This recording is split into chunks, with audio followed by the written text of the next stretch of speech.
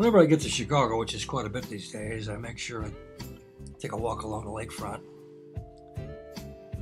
Maybe take a cruise, the Wendella boat cruise down the river, or end up at Navy Pier and ride the giant Ferris wheel. Really quite a bit of fun.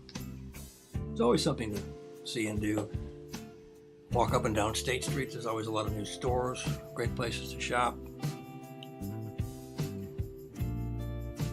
Maybe a jaunt over to Grant Park, Millennial Park, and see the bean, see a reflection in the bean with all the thousands of people milling around and all the installations at night, which cast a lot of really great reflections.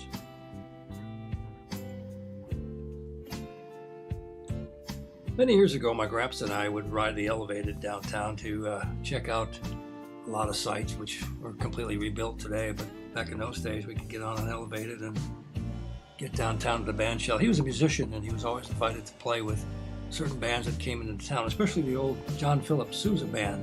Today it's redesigned by Frank Gehry, but there he is as a trombone player right there in the middle. And he played quite a bit, pickup bands and concert bands in the old Little Symphony in Chicago, which is a precursor to the Chicago Symphony Orchestra. When he'd play at Riverview Park, which is a giant amusement park west side of Chicago.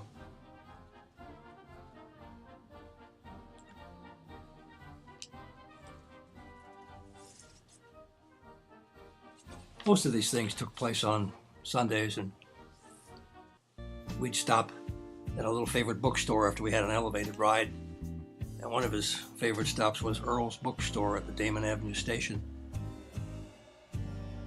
He would pore over all the new books that came in from Europe, papers like the Polish Gazette, German and French papers. He could read several different languages, but he was enamored with the way the books were bound in those days and the great care that they took in embroidering some of these books and the covers, great designs. He could read Latin, several languages. While he did all this, I had some other little things I could do in the corner of the shop. There was one favorite spot of mine. It was a globe that I could spin, and I was always fascinated spinning it and wondering where I'll end up in the future, maybe some distant land with a lot of different adventures. I would gather up our books. I'd tie my belt around the purchases that we were going to make, and we'd be on our way home. Usually caught a trolley on the way home. Today it's an Amtrak.